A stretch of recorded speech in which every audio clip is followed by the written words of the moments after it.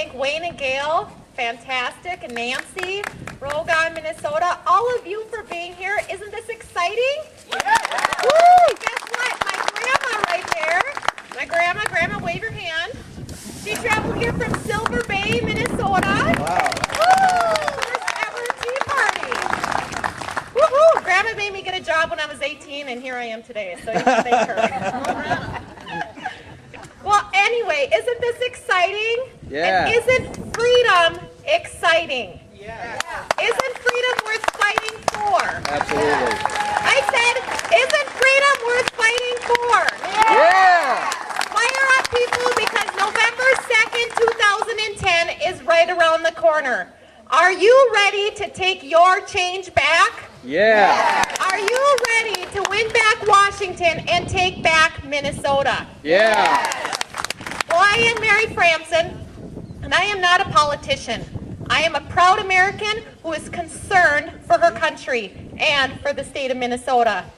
And on election night, I cried when John McCain gave his concession speech and said, we fought as hard as we could, and though we fell short, the failure is mine, not yours. And I cried even harder at that because I felt we all failed.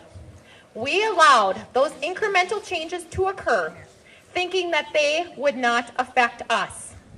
And when Obama said that he was going to fundamentally transform America, I knew that that was not going to be a good thing. And it seems that others are realizing the same, that the America today is not the America of yesterday.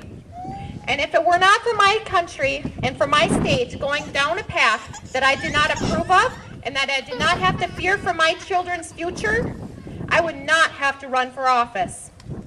So here I am today, and although the work ahead of me is hard and it's tough, I am so excited that you are all here today, and I am so excited to be running for state representative. And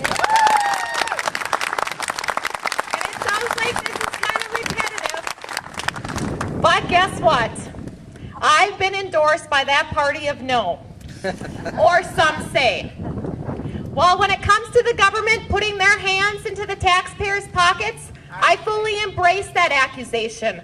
I will gladly say no, no, no.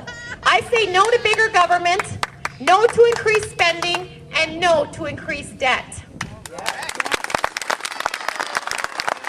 However, when elected as your state representative, I will, however, vote yes to eliminate those taxes that are toxic to small business.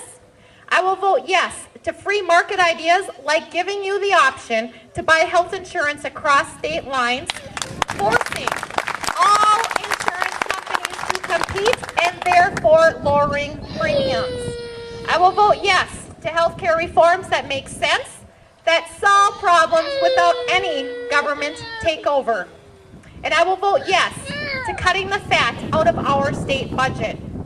I will vote yes to eliminating the government intruding into our lives. Can you imagine that? I will vote yes to reduce the taxes and overbearing regulations that are forcing big business to flee our state, taking much needed jobs and revenue with them. And I will vote yes to improving the quality of education by maximizing parental choice through expanded support for charter schools, school choice programs, parental rights to homeschool your children, and more competitive and accountable public school systems. So don't be telling me that we're the party of no, because we have yeses that will make sense, yeses that will grow our economy, and yeses that will help our families and children. So now I want to know if you can't feel it. Can you feel the electricity that is in the air this year? Oh, yeah. There is energy, there is excitement, because those elephants are rising from extinction. Conservatism is drawing a line in the sand. We are making a stand. That so-called sleeping giant is well awake and is poised to take back our party and our government this year and beyond. And it will be those candidates standing strong on fiscal conservative issues that will win seats this year.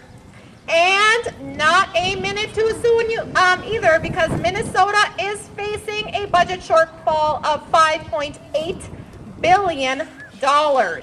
And when you factor in inflation, we will then be staring at a $7 billion shortfall. And I don't know about you, but I think that's a lot of money. It is simply unsustainable, and it is unacceptable. As a matter of fact, when my kids and my daycare children act up, I let them know that their behavior is inappropriate. While the government's behavior is totally inappropriate, it needs more than just a timeout. The government, we know, needs a good firing.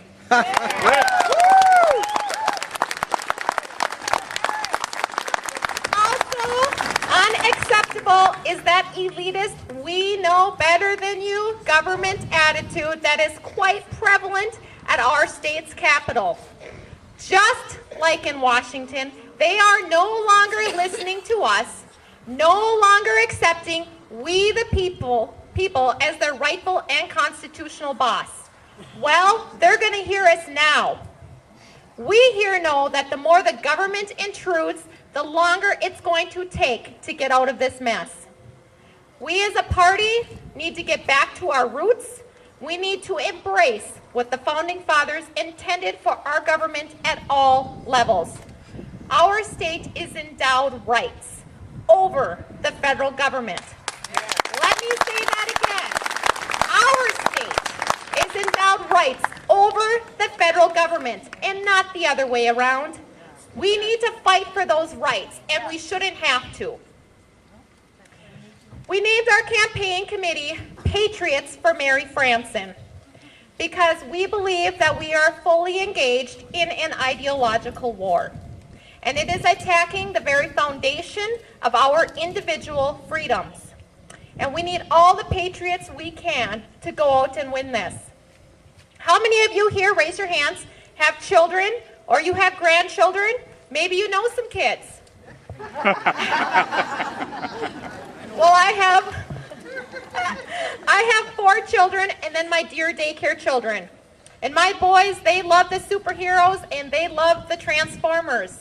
You know, like Spider-Man and Batman, Incredible Hulk, and even those Autobots, Bumblebee and Optimus Prime. During the day, they are just regular people or automobiles. But when danger is lurking, they change into their respective gear and they go out and fight the bad guys. We all here today, we are just regular citizens, and we don't have the ability to do a couple of turns and be the superhero that our children see on TV flying over Gotham City or webbing the bad guys in New York. However, we have all been called to take on those bad guys in Washington and in Minnesota. We are the superheroes of today's generation. We have a duty to go out and protect the Constitution of the United States. And we need to preserve our life and our liberty and our pursuit of happiness. Are you willing to be a superhero for today's generation? Are you willing to make sure that our children are not held in bondage because of the mistakes of today? Because we cannot win this battle alone. United we stand, and divided we will fail. This November, November 2nd, one party is going to be victorious and one party is going to fall. Yay! And I stand before you to let it be the GOP that is victorious, but let it be those candidates standing strong for the life, the liberty, and our pursuit of happiness. Let it be those candidates who believe that life is to be respected at all levels, from the unborn to the elderly. And let it be those candidates who say that I'll keep my guns, my religion, and my freedom, that rise to win back Washington and to take back the Minnesota Capitol. Because together, we can turn this nation and state from blue to red. Thank you.